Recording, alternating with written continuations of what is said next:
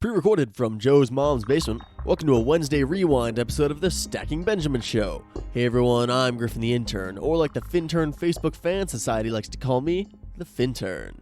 Apparently the people upstairs didn't like my rash, I'm using air quotes here people, decision-making with Monday's show. If you're not paying attention, my performance review's this week, and I'm trying to net a decent score. Maybe if this week goes well, I may score the triennial bonus they always talk about. I've been working towards this for 3 years. Okay. Time to bring the noise. 3, 2, 1.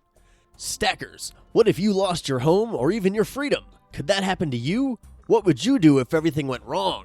Today we're going to replay a show from 2018 featuring popular blogger Billy B titled Pulling Your Life and Money Together When Everything Goes Wrong. After being sent to prison, Billy needed a second chance to pull his life together and turn things around.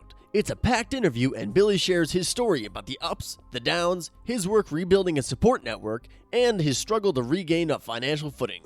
Of course, in true Stacking Benjamins fashion, you'll also hear headlines, a listener question, Doug, and more. Don't forget, this episode originally aired in 2018, so if we mention any current events, tax laws, or rules, things have changed. Fintern out. Hey, this is Joe Crane, host of Veteran on the Move podcast, and when I'm not helping veterans transition to entrepreneurship, I'm stacking Benjamins.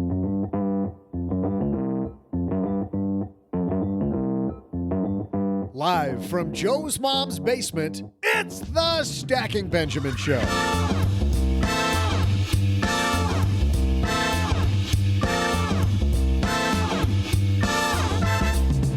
I'm Joe's mom's neighbor, Doug, and have you ever had things not go right in your life and had to rebound? Our guest today went to prison and rebounded, relaunching his life and his financial accounts. Please welcome, from Wealth Well Done, Billy B. Plus, in our headline segment, artificial intelligence can now work as fast as a lawyer. Should you just use computers instead of people as your legal team? You know, I did it at Chuck E. Cheese a few years back. Worked out just fine.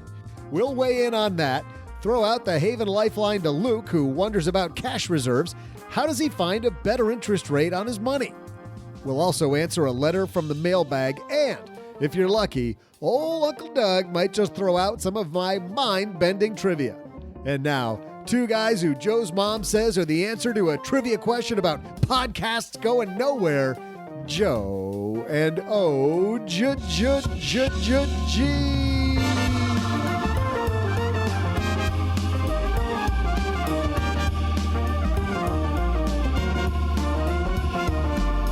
This podcast is going nowhere.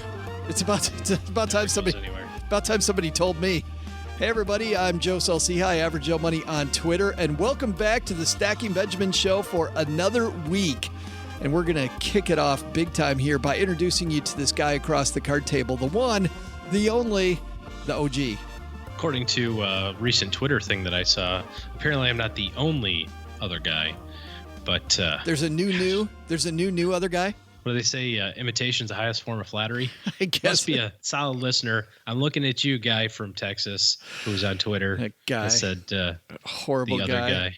You know what? Navy Federal Credit Unions made it their mission to help our military members over 85 years. During Military Appreciation Month, they want to celebrate the commitment that connects them to all their military members. You know, what I love about being a Navy Federal member is just the fact that they have so many services available, and they're all about helping people get better with their money. So not only do you have a savings account and a checking account and maybe a car loan, a mortgage, other financial products, but you also have a suite of tools. And I really like that. Talking to our friends at Navy Federal about people going into the military who sign up to become a member and immediately are on a different footing than I was. And that's powerful. Many of their employees, in fact, are military family members, reservists, or veterans themselves. And some of those resources, by the way, they offer are like best cities after service and best careers after service, which will help veterans transition over to civilian life. They have 24/7 customer service and support, so they're here for you whenever you need them. There's so many service members that I know, from my friend Rob, who both of his children went to the Naval Academy, to my nephew, Colin, who's in the Navy right now, my nephew, Nathan, about to go in the Navy, my dad, who was in the Navy, and of course, our own OG, who was a Marine, and my brother-in-law, Eric, also a Marine. So shout out to them here during Military Appreciation Month. Visit NavyFederal.org/celebrate to check out our member exclusive offers during Military Appreciation Month, or share your shout out with hashtag Mission Military Thanks, insured by NCUA. If you pay your credit cards off in full every month, like you should, you want to hear something amazing? Discover matches all the cash back you earn on your credit card at the end of your first year automatically, with no limit on how much you can earn. How amazing is that? In fact, it's even more amazing because of all the places where Discover's accepted, 99% of places in the U.S. that take credit cards. So when it comes to Discover, get used to hearing yes more often. Learn more at discover.com/yes. 2021 Nielsen Report. Limitations apply. We're invested in a great show today. Billy B has a horror story, OG. Guy went to prison, and he's got the story of how he went to prison and how he's putting his life back together. And man, a lot of lessons in today's show. But first, we're in a show that teaches you nothing. We actually have some lessons today. What's up with that? Not from us, though. Not from, to be clear. But we've got headlines first, so let's move. Hello, darlings. And now it's time for your favorite part of the show, our Stacking Benjamin's headlines. Our first headline comes to us from Inc.com. This is written by Kevin J. Ryan. This software works just as accurately as your lawyer, only 200 times faster. Artificial intelligence startup Law Geeks puts its software up against a group of lawyers. The results were pretty eye-opening, it says. Watch out, attorneys. The bots are coming. They're getting good at your job. For some lawyers, contract review takes up a huge amount of time and can be extremely tedious. That's why the co-founders of Law Geeks began their company in 2014. The Tel Aviv-based startup creates software that uses artificial intelligence to study contracts, flagging any language or stipulations that seem out of the ordinary. Law Geeks released its software to the public early last year. Recently, though, the company decided it wanted to truly put it to the test in a study overseen by attorneys from Duke University and Stanford University. The startup had 20 experienced lawyers separately study 5 new non-disclosure agreements while the AI did the same. What do you think about this, man? AI versus attorneys. I don't mind this idea of them going over contracts, right? Having AI go over contracts for me. But I think if it comes to writing new contracts on my behalf, the idea of having a person in your corner has a lot of merit. I think the way that all of this stuff is going is to supplement technology and human interaction, right? Because there are some things, like, for example, in my job, rebalancing, right? You remember doing this. You'd take a spreadsheet and you'd download all the positions, and then you'd create a formula of here's what I want the new positions to look like. And then you'd, have to shuffle it up and then spit out the result. And then you'd have to go and enter all the transactions. And now I just click a button. That's using technology. But I have to know the difference between rebalancing for this client who remembered to tell me yesterday that, oh, by the way, I really want to keep $10,000 in cash in my account. Or knowing that the transaction costs associated with rebalancing a smaller account isn't worth it today, right? It's $9 to do this trade. Well, I'm not going to do that. The computer's not going to know that necessarily. Right. Of course, you can make programs for anything.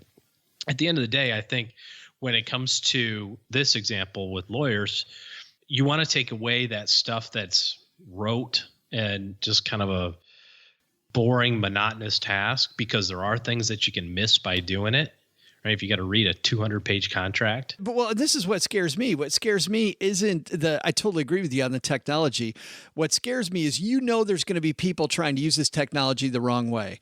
They're going to go, instead of having the technology supplement the legal advice, the legal opinion that knows you, that understands the situation, that has all the complex nuances that's being a human, somebody's going to go, forget all that. I'm doing it myself. I'm going to hire this thing. I'm going to go cheap. And then it doesn't go their way. And then they're blaming everybody except themselves. We just recently went through updating our estate plan with our attorney. We went through a lot of iterations on it, not because it was not correct. It's just the more we read it, the more we wanted to make small changes and adjustments to it. And our attorney knows how we think about money and how we think about our family. And I would say to him, okay, here's what I want it to say. How does that stand up in court? How does that, and he would come back and say, well, we can't do that. We can do this instead, which is similar, but here's the downsides and here's the upsides to doing that. You might want to consider option C instead, which, gosh, it's almost like it's no different than when we had a computer instead of a word processor, and a word processor instead of a typewriter, and a typewriter instead of somebody writing it by hand. Every step is a faster thing to get rid of the mundane task that can be done by a machine. But for you guys, with your example of your estate plan, I think that's a perfect example. Something happens to you, Mrs. OG, your family's going to immediately turn to an attorney and say, how do I figure all this stuff out? And if you were just working with a machine, then they have to bring in an attorney cold. It's going to cost more money because they don't know the situation. They got to get up to speed on whatever's going on with your family. In the case of you already working with the attorney, it's like you've already pre-chosen the person the family could work with. They don't have to, but it's certainly going to make it easier on everybody because you already had the human interaction. That person's going to go, here's what they meant by that. Here's what they wanted to have happen. Here's the, they can take care of all those things ahead of time. It's like you pre-chose who the attorney is your family would work with if something happened to you. Well, and how many times do you remember from being an advisor when somebody would pass away or something like that, and the widow or the nephew or the grandchild would come in and go, I don't even know what to do. Yeah. Like, I don't know. Here's Step one. a box that I found in grandma's closet. Does this help? I remember an estate that we helped a client settle years ago. And for the better part of a year, she would come in every quarter and go, hey, I just got another quarterly statement from this bank over in Idaho. I didn't even know that he ever went to Idaho, but apparently he's got $38,000 over there. We live here. How do we get to Idaho to deal with this? I don't think having that on, your computer, which is effectively what we're talking about here, is going to solve all that. Right. It certainly helps to have a list. Yeah. Right. Yeah. But you want to use technology, I think, to supplement that human interaction. And there's going to be plenty of people that say, I don't need human interaction. I'm good. Well, and there are times when you don't, which is why we have LegalZoom, sponsoring today's show, because there are times when you don't. I just need a simple contract. I need to make sure it's a simple contract that's straightforward. I don't need the human interaction. But that's you doing it yourself. That's not a robot doing it. That's true too. You doing it. Yes. You are the attorney in that case, in some respects. So there's a slippery slope here. I think it really is. Our second headline comes to us from Yahoo Finance. Warren Buffett wrote the annual Berkshire Investor Letter recently. So everybody's wondering what the highlights are. Well, we got them. We've got them right here. 7 highlights too, because I haven't got a chance to read it yet. 7 highlights from Warren Buffett's Berkshire Investor Letter. This written by William Watts. In America, TL/DR. Isn't that what that you do here? In America, equity investors have the wind at their backs. Whatever you think of Warren Buffett, the billionaire investor has a way with words. His annual investor letter issued over about the last 50 years are poured over for clues to Berkshire Hathaway's plans, but also, and usually more productively, for the lessons that 87-year-old Buffett and his right-hand man, Berkshire Vice Chairman Charlie Munger, have gleaned over the years as the world's preeminent value investor. This year's letter came in at 17 pages, which is notably shorter than past missives. It truncates much of the usual discussion on Berkshire's non-insurance businesses. Buffett said that discussion, quote, has become both repetitious and particularly duplicative of information regularly included in Berkshire's 10K regulatory filing. For that reason, he said, this year's letter offered a simple summary of both those business activities, pointing investors to the filing for more details.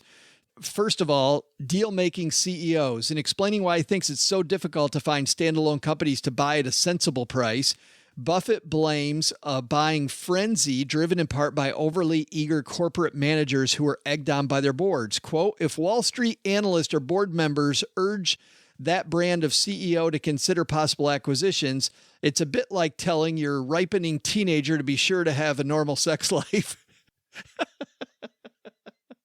Go get him, partner.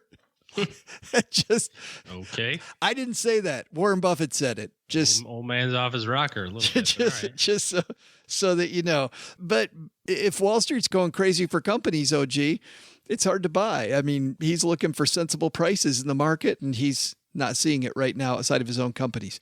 Second, on leverage and sleeping well, quote, our aversion to leverage has dampened our returns over the years, but Charlie and I sleep well. Both of us believe it's insane to risk what you have and need in order to obtain what you don't need. Man, I love that. I can't tell you the number of times I've seen investors get in trouble with leverage, but I can tell you the number of times I've seen investors not get in trouble when they applied leverage when they shouldn't have. I can count that on one hand. It seems like there's always a sad tale at the end of using leverage. Well, it's not just the leverage when it comes to equity investing, and you're talking maybe about like a margin account or something like that, but just leverage in general, right? How much softer was your pillow when you got out of debt, right? And when you got back into debt, how much more tossing and turning did you do? And then got back out again. How much softer was it? We've both been through that cycle once or twice. And it's at the end of the day, it's way more comfortable to not owe anybody any money, even if it's your brokerage company that you don't owe money to. No, I think that's important, which brings up another point. And I'm not going to go through all of them. We'll link to them in our show notes at stackingbenjamins.com. Oh, sorry. But yeah, that Buffett guy.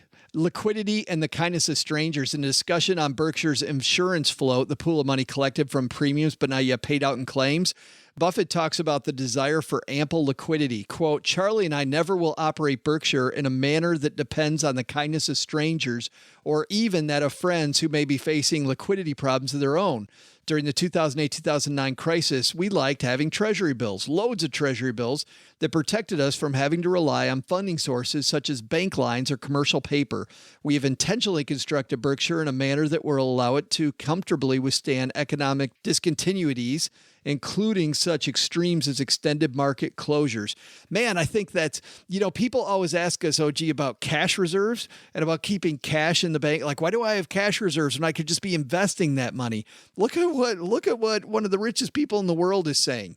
Yeah. Cash on hand, fantastic thing. Mucho importante. So much more boring, but so much more important. Mm-hmm. He talks about over the long term things being bullish. And then finally, he talks about watching fees. Buffett's a stock picker, but he's adamant most investors are better off sticking with passive low-cost index tracking products. In a section where he again bashes Wall Street and hedge funds, he reminds, quote, performance comes, performance goes, fees never falter. He's a big boy on that point. So I'll link to this on their show notes page at stackingbenjamins.com. Number one lesson, I think, is read Warren Buffett's letter. I mean, read not just Warren Buffett, but read smart people that have been there before, right? And in the second piece about attorneys versus computers, once again, I still think there's a big place for people that have been there before and can kind of guide you about what's important and what's not important, where a computer, it'll be able to discern what's good and what's bad, but guide you, I'm not so sure we're there yet.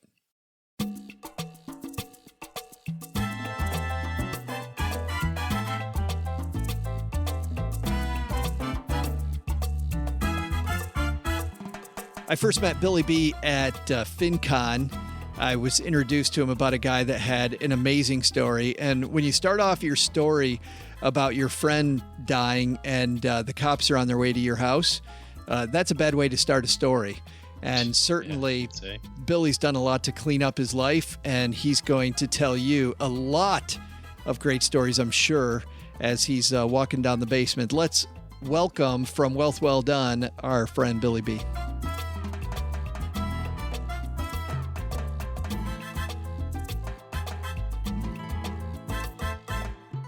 And coming down to the basement, it's the one, the only Mr. Billy B from Wealth Well Done. How are you, man? I'm doing great today. Super excited to be here on this podcast with you. Well, it's great that you could make Texarkana part of your worldwide tour to tell the world about you. I know that you've been doing a lot of great things lately, but things were always, as you know, Billy, things were always great in your life. Tell me the moment that you knew and how old you were when you saw the wheels were coming off the bus. I was 21 years old. I was about to be a senior in college. I was a Dean's List student in college, and I thought I had life all figured out. Awesome. Dean's List student, good kid, probably a good family background. Yep, good family background. I was in college, and I was walking home from class, and this is when my life started to fall apart into nothing I ever expected. I was walking home from school, and my friend wasn't answering his cell phone, And the night before, I had partied really hard with him. We thought we were having a great time. I get home and I call his house phone because I was still looking for him, and his roommate answers. And I thought I was just going to say, hey, where's my friend at? And on the other hand, I hear, Bill, he's dead. He's dead. The cops are here. They're looking for you. You got to get out of there right now. My heart dropped. I didn't know what to expect. And I thought, this can't be happening to good kids like us. Well, the first thing you're thinking, I mean, I'm trying to think about what's going on in your head at this moment. I mean, the first thing I'm thinking is my friend's dead. Second thing, the cops are looking for you. Did that resonate at all, or was it just my buddy's dead? No, we can slow that down to that moment. It was a total moment of disbelief. In fact, we always thought using needles and using hard drugs would lead to death. We never thought just, snorting some prescription pills, taking pills, combining with alcohol would ever lead to that. So it was total shock and bewilderment. And I almost hoped my friends were going to jump through the door and laugh at me and go, ha, we got you. Yeah. And that wasn't happening. So it was a period of 5 minutes that I sat there in total shock. And then I remembered that night. And I remember when he left my house, we were both really high. And I thought, oh my gosh, this could really be happening. Wow. He's a guy you'd known for a long time, or met him in college? Yeah, we were college friends. Okay. We lived in the dorms next to each other. So as good as friends as you could be within a couple of years of going to college together. Wow. So when did it start to sink in? The second half of that sentence, the cops are looking for you.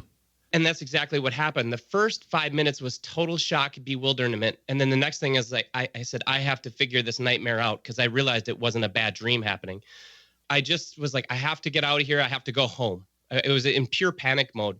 I grabbed a backpack full of everything that was illegal that was in my apartment. I had drugs and paraphernalia, and I was a partier. I thought I was a professional partier, and I went running out my front door, and the police were already there looking for me. So it wasn't your first time with drugs. You had been around the block with drugs before for some time? Totally. I made the mistake of thinking I could live two different lives, because I knew drugs were illegal. So I grew up in this lifestyle thinking I'll do what everybody else wants me to be. I'll be this perfect college student that my parents, my teachers want me to be. And then in my own personal life, I can be who I want to be. And I want to risk and explore and test and learn things for myself. And I like drugs, and I thought they were okay. And so you get to your house, you pull up in your car, I suppose, then. No, I didn't even get out of my front door in my apartment. They were at your house. And yes. And you got they had come to my college apartment because they knew from the description that they had, they knew where I lived, but they didn't know what room I had. Okay. And so I went flying out the front door, and the police are already in the hallway. They recognized me, and I was in total shock just as they walked towards me. And I remember just saying, but he was okay when he left. Yeah. But at this point, I mean, is it the backpack of drugs? Did they go through your backpack and that was the problem? Was it the problem that you were with your friend the night? Like, it doesn't sound like it was you being a guy using drugs that was a problem. It was your affiliation with this guy that was the issue. The issue was that the police were investigating somebody who died, and I was part of that. Okay. So therefore, when I got arrested and the handcuffs went behind my back for the very first time in my life, put a squad car, they brought me to the jail, and they found the drugs that I had on me. Why did they arrest you? Did they arrest you just because on suspicion that you had something to do with him dying? Yes, I fit the description of the person that they looked at. Okay. So when they approached me, I fit the description. They put me under arrest for investigation purposes. Then when we got to the police department, they opened up my backpack and there was drugs, and bam, I'm now getting charged with drug possession and on my way to jail. You led him to the front door, Billy. I mean, you packed them all up and handed them to him. You could look at that. You could also look at the shame that I felt that my friend is dead. I don't know what's going on. Right. I mean, it was everything that could have gone wrong that night went wrong. I mean, from my decisions down to coincidences happening, everything. What's it like? How old are you now? 37. I just turned 37. Wow. So this happened 16 years ago, 15 years ago now. Yeah. How does it feel even 16 years later telling this story? I mean, it's my life. I feel horrible shame and embarrassment for some of the decisions that I made, some of the mistakes that I made. But at the same time, I forgave myself and I fought back from that thing to make a life that I am really proud of. So if I can sit there and share that with anybody to make them realize that they can turn their life around at any moment, I mean, that's what I live for right now. That's what's so exciting about your story. And of course, your blog, Wealth Well Done, is this Phoenix from the Flame. So you end up in prison. And it's my understanding that you couldn't even get off early for good behavior.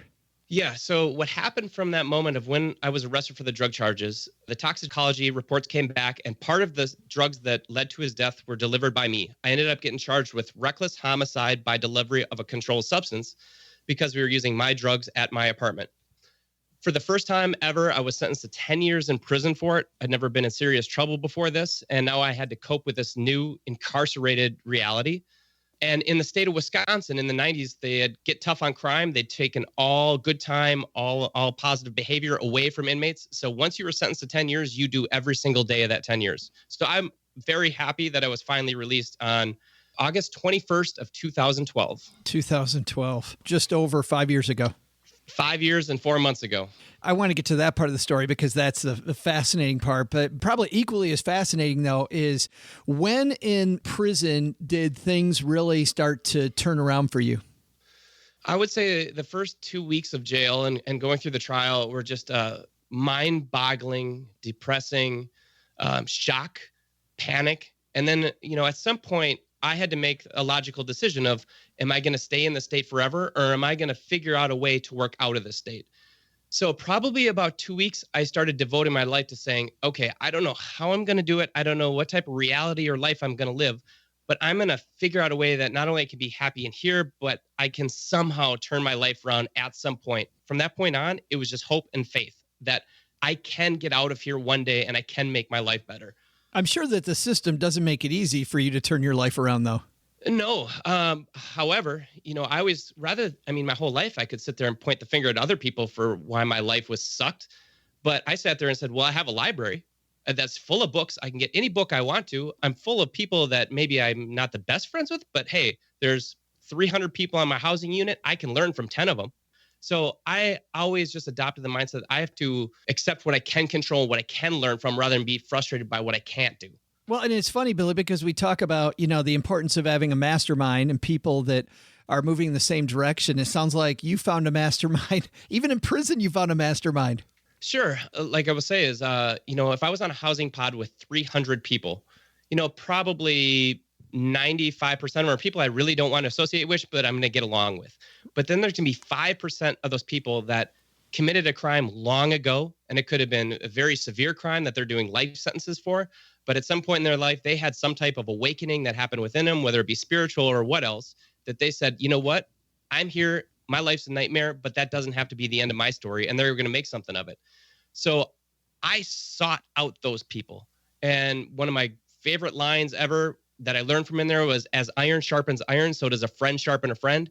And I looked for friends that were going to try to help make me better, and I could make them better in the process. And now remember, this was all when I was in prison. I had no idea if any of this would ever work or not. It was total just, I'm going to try my hardest and hope that things work out for me. And so you started then putting a plan together. I love this. You started putting a plan together. What did Billy's plan look like? For when I got out? Yeah, absolutely. Okay, so that's awesome. My goal when I got out, I just wanted to first get a job. I wanted to say, hey, I could get a job for $10 an hour. Because once I had that, hey, at least I wouldn't be going back to prison. Because that was my number one goal at the beginning. It was no massive goals of being rich or famous or anything. It was just one simple thing, not go back to prison and be successful. And so that was the goal. I ended up going to college when I first got out, 6 days after I was released. And I graduated college within that first year. So that was returning to college and finishing colleges was kind of my stepping stone back to real life. 6 days after you got out, you're in college classes. Yes, and 16 credits too, which was pretty severe. But so 6 days after, I think I got out on a Tuesday. Monday, 16 credits of college started. It was kind of crazy when I walked into my first college classroom and I saw all these computers without wires attached to them, and I'd never seen Wi-Fi before. That was shocking to me. But you know what? I was just like, you know what? One step at a time. Don't be shocked by anything. Fake it until you make it. Do good in school. Go on to your next goal. Get a job, and then just go for your dreams after that. How did the getting a job go? Because of course, you've seen all these things before that I've read that, man, in today's environment, anything on your record makes it nearly impossible to get a job. Yeah. And I had heard all that too. So, I make it look really easy now what I did in life, but I remember there was so much fear of not making it when I first got out of would people accept me, but I just took the same thing thinking that I had developed in prison that, you know what, even if 90% of society doesn't like me, there's going to be that 10% who's going to want to give me a second chance. And I don't have to care about what the other 90% thinks. All I have to do is find that 10% who wants to help me. And fortunately for me and, the attitude I had, it was even higher than 90% of the people or 10% of the people that wanted to help me. I love how you turn this around in your head because it's the second time you turned it around. You said 95% of the people in prison I want nothing to do with. That leaves 5%, my job's to find them. Same thing with the job. 90% of the people aren't going to want to deal with you. 10% of those people are. I just got to find those 10%. You keep reminding yourself, it sounds like, that this is a numbers game and the only person that can control the numbers is you. Bam. And I've just started to realize this now when I look back on my life. But where my success came from is, I'm a faith-driven guy, but I'm a logic-driven guy too. So I look at the percentages in my head and I try to put myself in position where the best percentages lead to success. Yeah. And if you can put yourself, it's the same thing that the great maxim in life, that you're the average of the 5 people that you're around most often. Well, I just want to find the 5 people that are amazing, because then the percentages of my chances of becoming amazing go up. So it's a numbers game for me, and it's just putting yourself in positions to succeed. It's almost like being in the wrong, group of people or in the wrong situation with drugs early on, like kind of drove you to, you know what, I want to be in the right situation with the right people today. Like, you know what I mean? Like you might not realize this stuff had you not gone through what you went through. Is that true? It must be. I'll never know what could have happened to me if I wouldn't have gotten in trouble. I mean, I look at it, I'm grateful for every day I have now, because I could have been the one that's dead the next night on a college couch somewhere. That could have been a realistic outcome for me. But yeah, from this horrible nightmare, I learned right off the bat that I made horrible mistakes and horrible decisions that led to horrible consequences. So I looked at it as like, well, if I can fix my mind to get rid of those horrible decisions and horrible mistakes, then the horrible consequences will kind of go away. And that's exactly what led me to my success, saying if I can make awesome decisions and successful, choices, then that will lead me to a better life. And I didn't know if it would work. I mean, the cool thing about my life is like it was all done on faith and hope that it would work. And that's what I'm so excited about today, because it did work for me. Yeah. I mean, building that faith and hope built into a plan that you actually put together and work the plan every day. I want to ask you about this. So you work on 2 things the minute you get out. You build yourself income by having a job, by getting a job. And that, by the way, did it end up being a $10 an hour job? Yeah, it was actually, I got a job stacking shelves on magazines in big box stores. You were the happiest magazine stacker ever. I was. And you know what? Because I was grateful for it, but I also knew that this wasn't my end story. This was just the beginning, because if I could accomplish that one goal, then I'm ready to set my next goal and go on top of that. Then the other side is obviously then you have education that you're doing, which hopefully then leads to more income. So you're building this income stream. Let's talk about saving though, right? I mean, and capturing this money, because you've done a good job of doing that too. But when did you start capturing some money in terms of savings and getting that part of the act together? Yeah, my whole journey to wealth, I consider, happened on accident. Right now, I've been out of prison about 5 years. I have about $250,000 net worth in real estate, stocks, cash, everything. That all came about after that? All came about after prison? Yeah, I think I left prison. I was on a work release program the last year, so I had about $10,000 when I exited prison. Yeah, so $240,000 after that, roughly. Yep, roughly that. Because like I said, I didn't have anything other than what I was getting out of prison with. I had an awesome family that helped me. I lived in my parents' basement for the first, I think, year and a half until I got out of there. Don't knock that. No, hey, it worked for me. And you know what? My parents had the attitude is you can stay here as long as you want rent-free, as long as you're doing your best to get the heck out of here. I know. I mean, look at us. Works great for us. So we're not gonna talk bad about Mom's basement ever here, yep. Right? Yep. So I mean, when I went to prison, I was a broke college student. I didn't have any assets or anything worth anything. So what systems did you use? How did you then translate this income stream into wealth? Yeah, sure. So when I have to say that I only worked that stacking magazines job for about 2 months, because when I was working that job, I was applying for better jobs. During the interview process, a business owner looked at me and says, you know what? You have the attitude and people skills that you could start your own business if you want. He's like, I'll teach you how to do it. Be an independent rep for me, sell my products, and you go have fun in your life and do whatever you want to do. And I looked at him and I said, man, that sounds like a cool life. So he taught me. I went door to door. I think I made like $25,000. Actually, I made like $1,000 my first 6 months. And then I made $25,000 my next 6 months. And then 40 grand after that and 60 grand after that. And then my wife and I got married the first year. And, we just went after, my biggest fear was getting in trouble that brought me back to prison.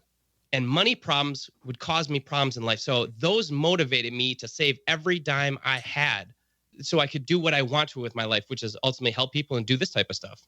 Did you then manually put money away? Did you have it automatically deducted from your bank account? Like, tell me the mechanisms by which you got this money saved. Was it just force of will? Yep, my force of will. My wife and I had the attitude that an Egg McMuffin at McDonald's was a big purchase until we had life figured out. If we didn't need something and we were spending money on it, it was a waste of money. So in my parents' basement, we saved a ton of money. And then all of a sudden we needed to move out of there because we became successful enough to do that. And we hadn't been married yet. And so we had 40 grand, I think at that point. We bought a house with our first $40,000 down payment. We skipped a wedding. We had a $1,000 wedding in my parents' living room. We bought a house. I think the next year then we started saving more money. And I said, well, what am I going to do with this extra $20,000 to $30,000 I have? So we learned just reading blogs and online. We learned how to invest in mutual funds. And that was a whole new avenue. So we invested there. And then about a year ago, we said, our business is doing great, but we'd like some more steady cash flow. So we bought our first investment property last year. And that cash flows us about $600 a month now. And ultimately, it's not about getting rich for us. It's about getting free so we can help people. That's what we want to do. We want to inspire people that there is a better life out there. So that's our accidental story to getting wealthy. That is so exciting, and it's so inspirational. And I can hear it in your voice, though, still, Billy. It sounds like you still miss your friend, though. Like if you could have all this and have your friend back, you'd totally have it. When I stop and think about it, I hate the decisions I made that led to that absolute nightmare. On the other side of it, it was 15 years ago. And at some point you have to forgive yourself. And you have to say, it's okay to move on, not for selfish reasons, but because it's the right thing to do. Because if you stay in depression and solitary for the rest of your life, you're not going to help anyone. Right. And you're going to waste a life. And I don't want to be that guy. And that motivates me to be a bigger beacon of light for other people who are struggling out there. Well put, man. The blog is called Wealth Well Done. Tell everybody about what you do over there because, man, do you have quite an inspirational blog. Well, cool, man. Wealth Well Done is all about fixing the problems in your mind. All success comes from understanding the philosophy of success. And really, what I learned in prison was to avoid three massive problems in your life for prisons. There's physical prisons, there's self-esteem prisons, and there's financial prisons that people get stuck in for their entire rest of their life. And if you can free yourself from those, of not believing the lies that people tell you, and also of getting it in debt, that's just going to put you in another prison. If you can stay out of those things, you can live your absolute dreams. So I don't promote about even getting rich. I say, get enough money where you can do what your soul is calling you to do. That's so great. And it's wealthwelldone.com. We'll have a link to it on our show notes at stackingbenjamins.com. Dude, thanks for coming down to the basement and telling us your story. And congratulations on all of the great steps you've made. And I can't wait to see what you do in the future. Man, thanks so much for having me on, Joe. It was a pleasure. It was a great time meeting you. And I absolutely loved this experience. So thank you.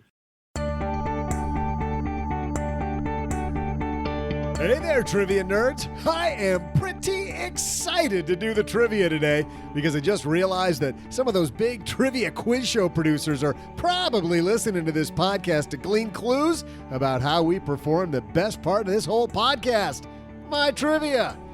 No shortcuts here, folks. No, sir. We do things the old-fashioned artisanal way. We use only the finest vine-ripened tomatoes and fine Corinthian leather to make this here trivia. Like this question right here. In the 1994 film Quiz Show, based on true events in 1956, Rafe Fiennes plays a contestant who wins a fixed game on what quiz show? I'll be back with a non-fixed answer, unless Larry in Milwaukee gets it right, in which case we'll ask a different question right after this.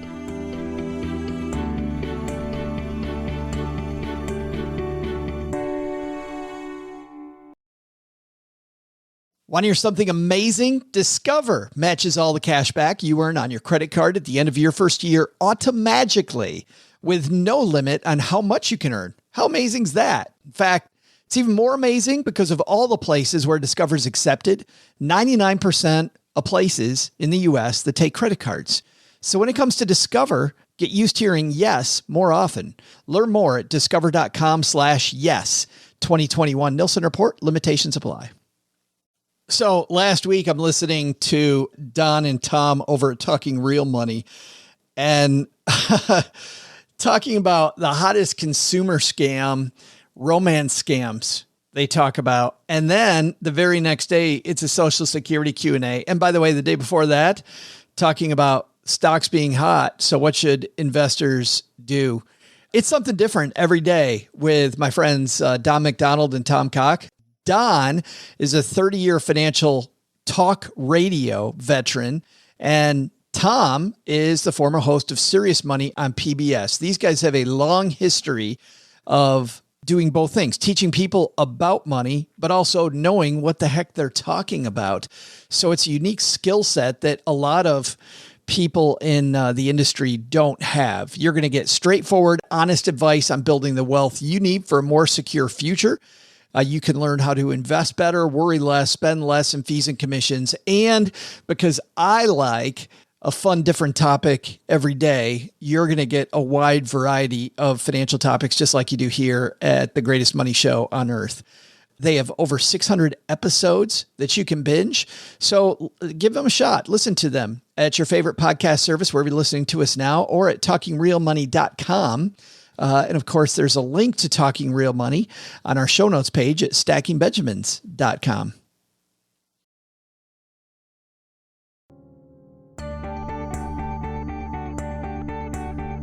Hey there, trivia fans. I'm Joe's mom's neighbor, Doug, back with a thrilling answer to today's trivia question, which was this.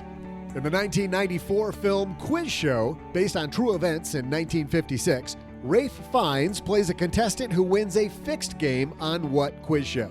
The answer? Rafe Fiennes played Charles Van Dorn, a contestant whom producers want to win, so they have another contestant throw the game. Which game, you ask? The show, hosted by longtime game show host Jack Barry, was called 21. Get it? If so, fantastic! If you're Larry in Milwaukee, put away the Wikipedia, Larry. Come on! You don't remember that whole controversy or ever read about those controversies about those rigged quiz shows in the 1950s? No, I wasn't around during that period of time. Yeah, but you must have read about them. I mean, it's very interesting the way that these came out, where especially now that you love Trivia HQ.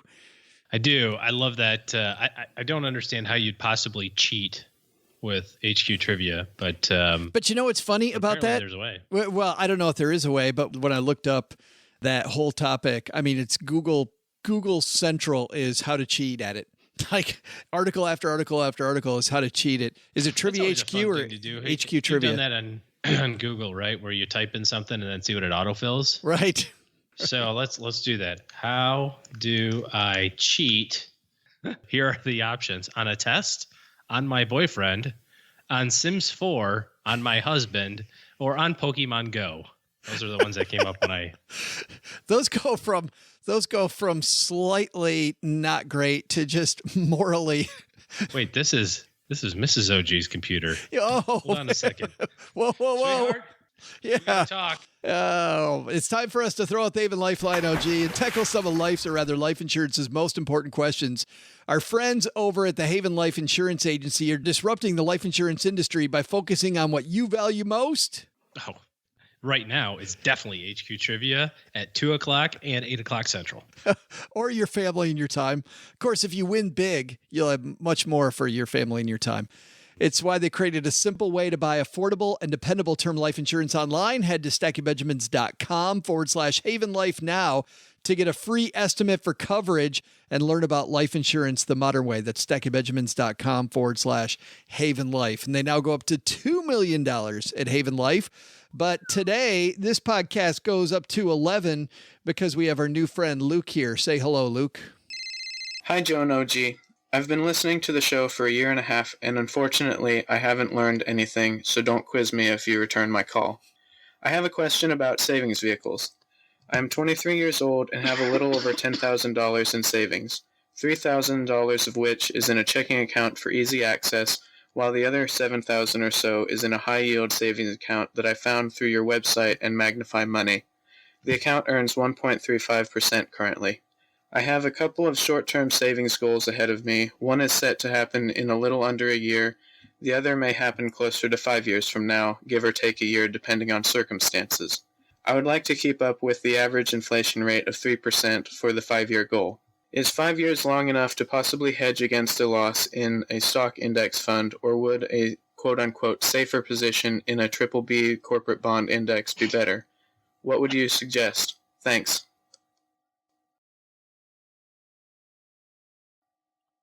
Welcome to the after voicemail, the part of the voicemail that doesn't exist.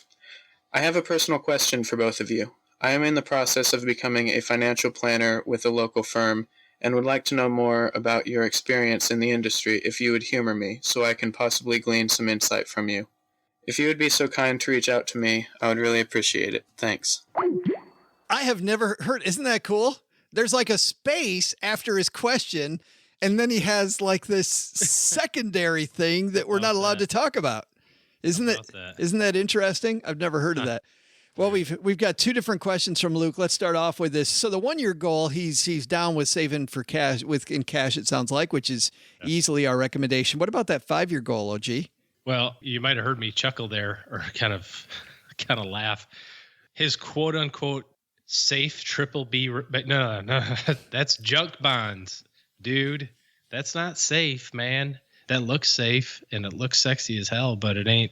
It's nothing. It's not safe. And if you look at junk bonds profile, if you're worried about the risk of stocks, junk bonds respond to market conditions very similarly. They correlate much higher to stocks than most other bonds. So, yeah, you're getting that monster dividend, which offsets some of the volatility.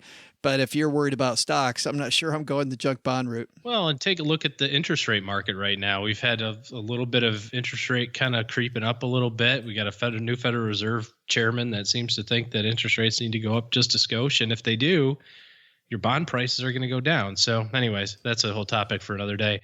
Here's the deal. If it's a 5-year goal, you're right on the edge. Normally I'd say 7, but 5 years is whatever.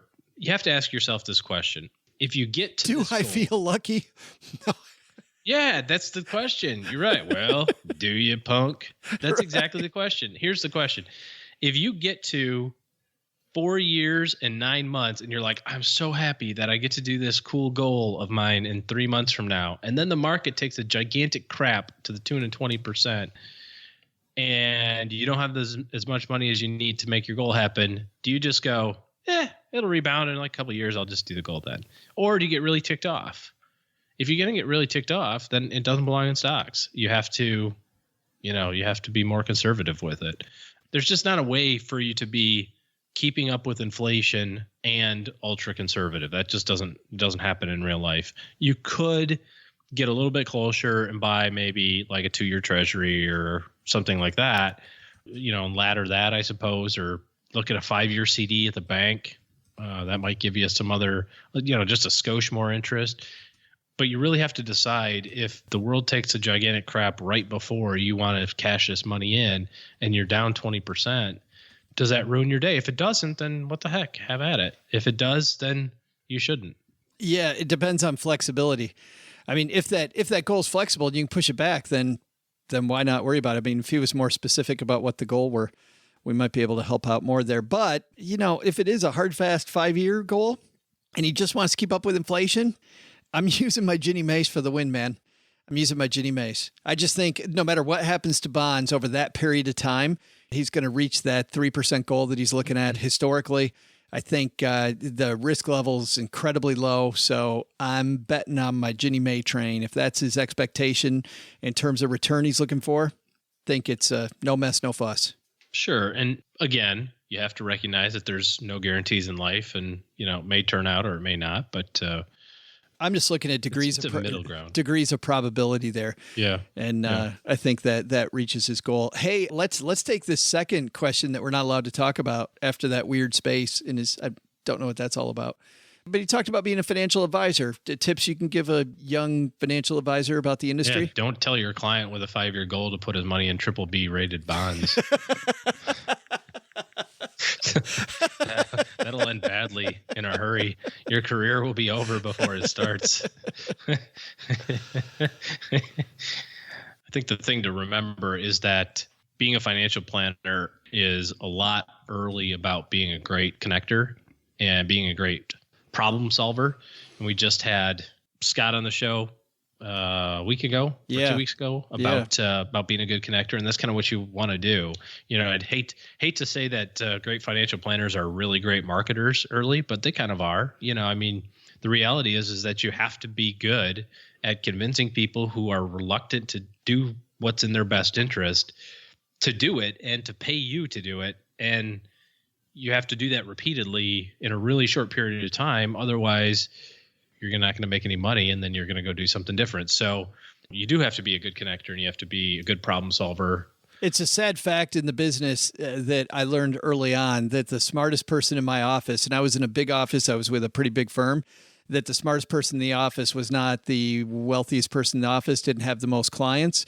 I'd go to these people for all the questions and they knew everything, but they never went out and got a client. And the hard thing is you have to have people to advise, and people that know how to get people to advise, and then who are fast at delivering that advice. Like for me, and this is also going to sound horrible, but fast and 95% correct versus way too slow and 100% correct. I'm going to be fast and 95% correct over and over and over and over.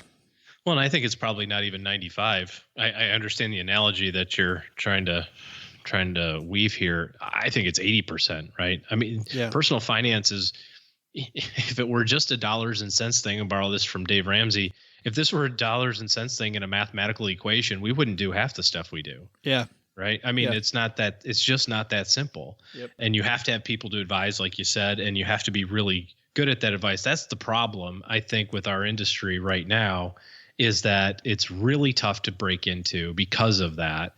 And the really smart people are finding that, well, wait a second, I've got to go do this other job. I have to go be a salesman or a saleswoman to be successful in this. I thought I could take my financial planning degree and my CFP and go make it happen. And there's a turn of that coming. And then the other side of that equation is that the people who are really, really, really great salespeople sometimes are not really great advisors. Right. Yeah. And you go, boy, that guy was awesome. Man, we love him.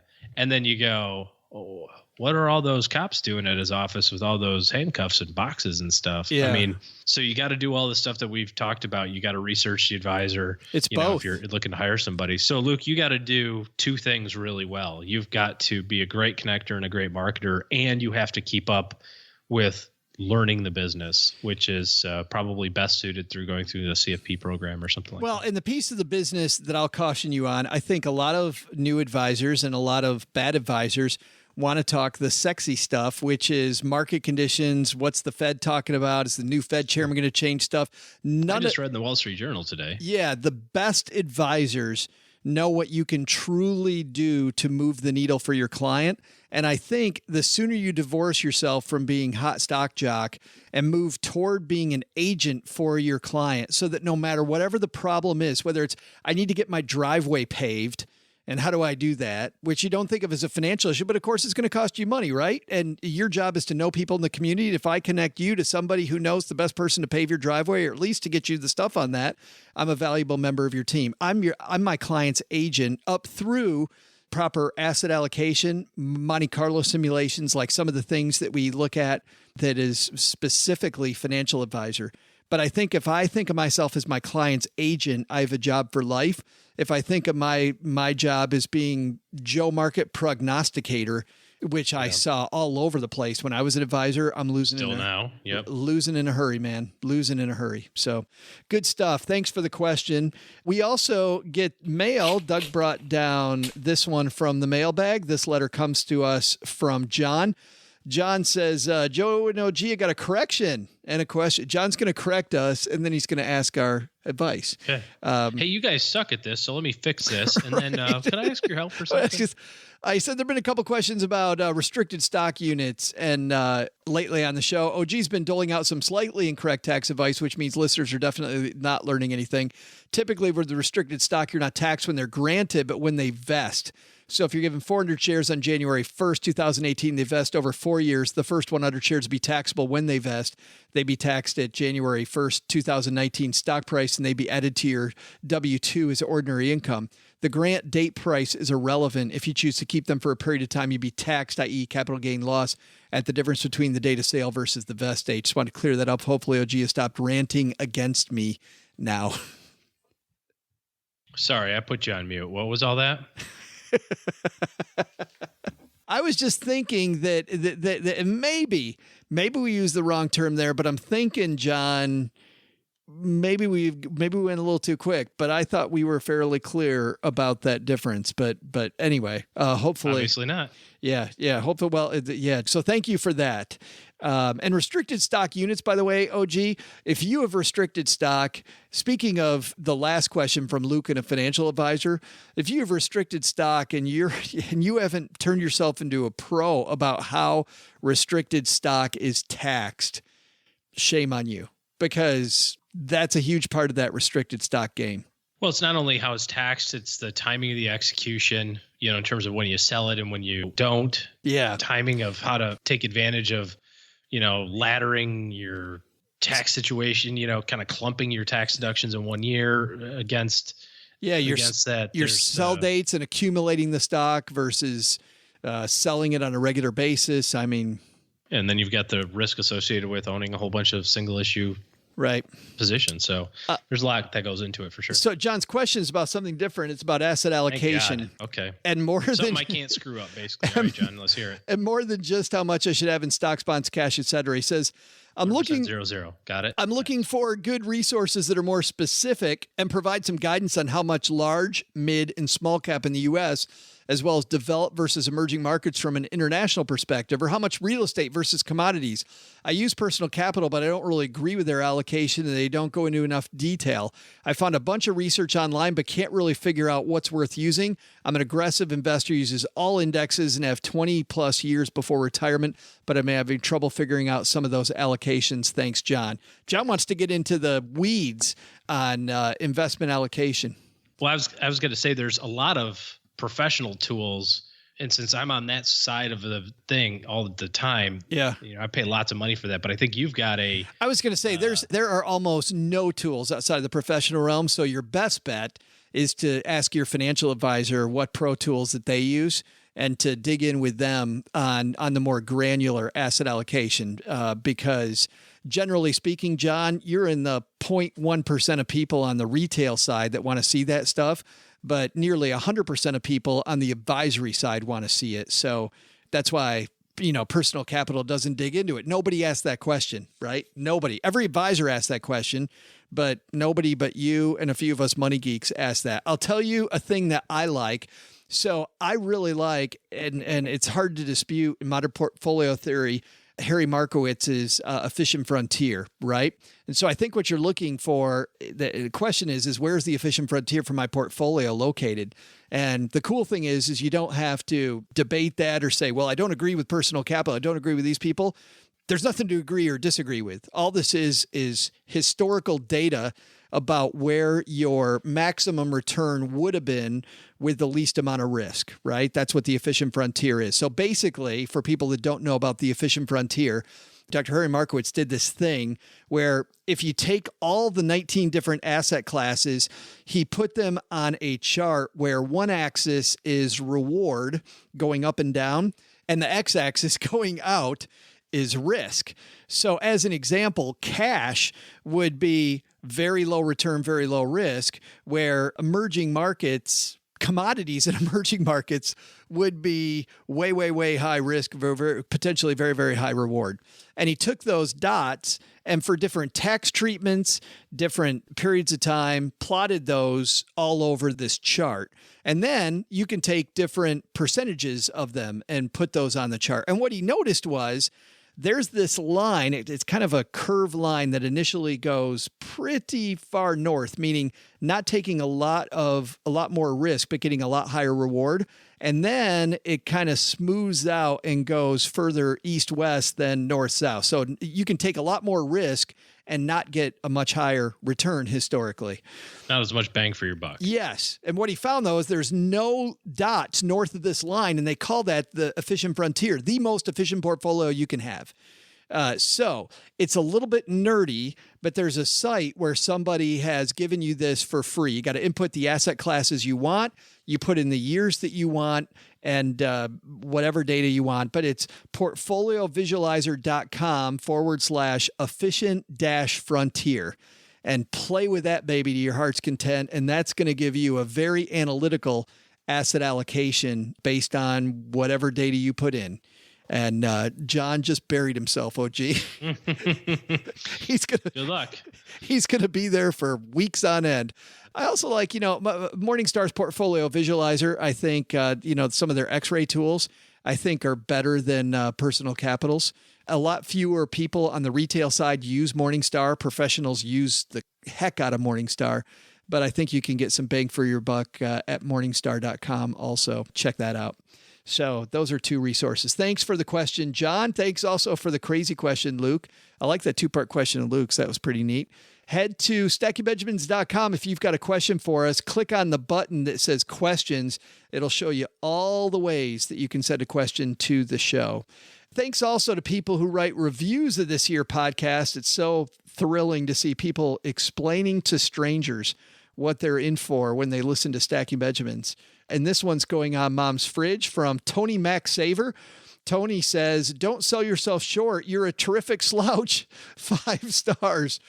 Tony says, "If you want a deep dive into economic policy or analysis on which cryptocurrency you should throw all of grandma's money into, go find one of the thousands of other podcasts. If you want to hear topical, hilarious breakdowns of financial planning news, come hang out with Joe and OG in the basement. Drinks on Doug at the Sizzler afterwards." I'm not sure Doug's paying for drinks, but the rest of it's probably true. Yeah.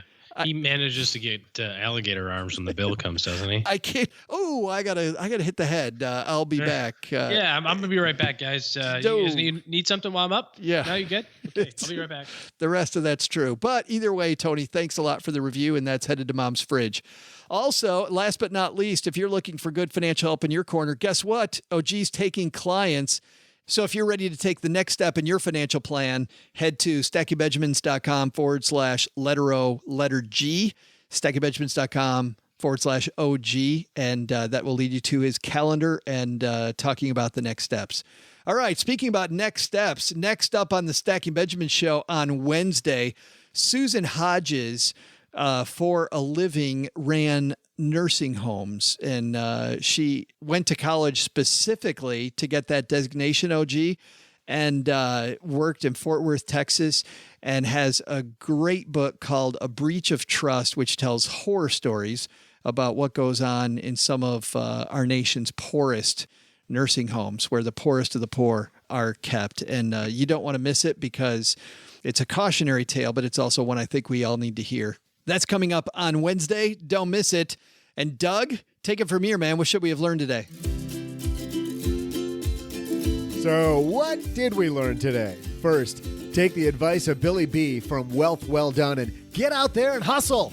If he can rebound from life's worst curveball, so can you. Come on, Buttercup. Buckle up and let's get on with it. Second, having your will done. Even if computers can handle your estate as well as a person, your family's going to need people down the road if your estate has any kinks in it at all. So we'll recommend sticking with a real lawyer. But the big lesson? Don't call out Larry from Milwaukee while Joe's mom's listening. Turns out Larry is Joe's mom's third cousin once removed by marriage. Huh. Small world. Yeah, sorry, Larry. I'm sorry. Didn't know you were a member of the family, or did you make that up too, Larry? You cannot be trusted. You are slippery. Special thanks to Billy B. from Wealth Well Done for joining us. You'll find all of Billy B's writing at wealthwelldone.com. This show was created by Joe Saul-Sehy, produced by Richie Rutter-Reese, and engineered by the amazing Steve Stewart. Kathleen Selmans handles design, newsletter, and classroom opportunities. If you'd like to learn more, head to stackingbenjamins.com/classes. Online, visit us on Twitter at @SBenjaminsCast or on our Facebook page. Shannon Cowan is our community manager and social media guru. I'm Joe's mom's neighbor, Doug, and I just jumped the shark. SB Podcasts may receive payment on the show from sponsors and guests in the form of books, giveaway items, discounts, or other remuneration. There's no way you would take advice from these dorks, but like Joe's mom always says, don't take advice from people you don't know. This show is for entertainment purposes only, and before making any financial moves, consult with a real financial advisor.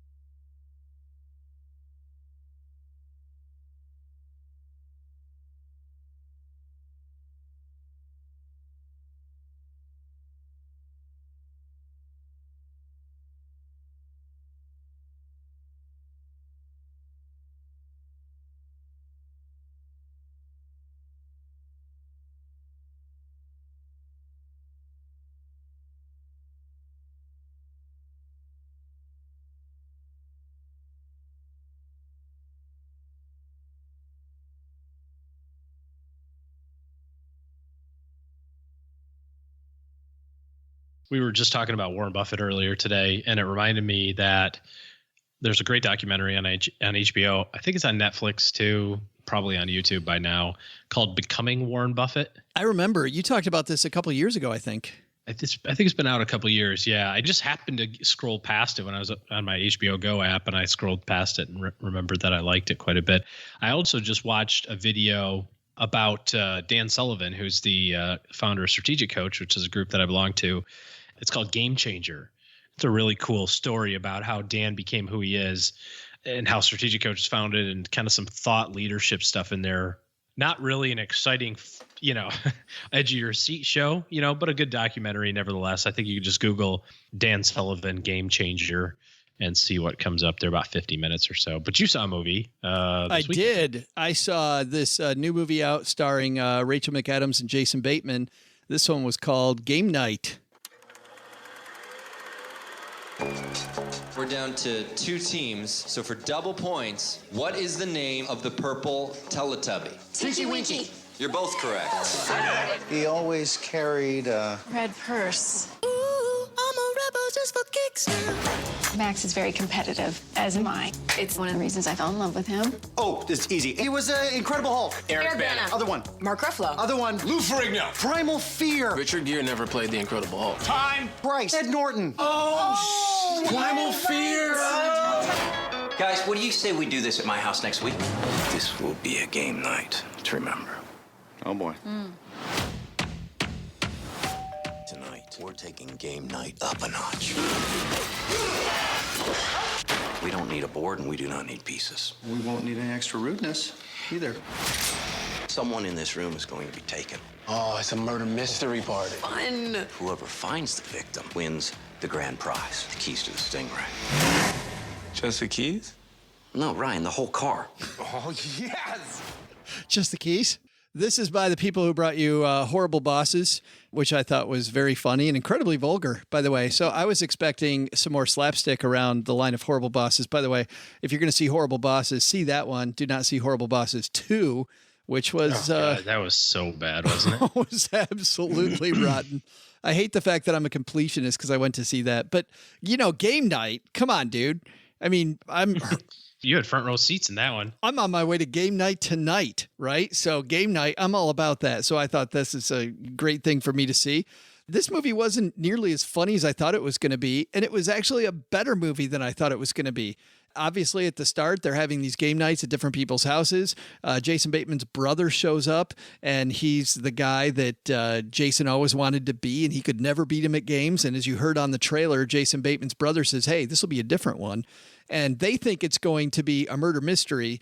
But when the guns that they're pointing are real and the bad guys show up, all of a sudden you realize this is going to be a whole different game night. And there's something going on. And I have to tell you, the twist that happened in this movie, I didn't see coming. And Cheryl generally sees the twist coming in movies. She didn't see the big twist. And the movie keeps twisting and turning and twisting and turning. And I thought that was really fun. If you remember the movie about the magicians in Las Vegas, where they're all kind of working. Yeah, where they're all working together. And Now You See Me? Yeah, Morgan Freeman's trying to figure it out. And this movie, probably, if you like that movie, you're going to like this movie. Because if you remember, kind of fun, kind of funny, not really as slapstick comedy, but there's some ha-ha lines. But at the end, it takes some big twists. This movie does the same thing. So this is a movie that's going to translate really well to the small screen. So if you don't want to see it in the theater, don't have the movie pass, I think this will be a great see-at-home movie, but definitely one that's well worth the hour and 40 minutes you spend watching it. Big thumbs up for game night from me. Cool. Yeah. Can't wait to check it out. Yeah, it's good stuff. All right. Go stack some Benjamins, everybody. We'll see you next time.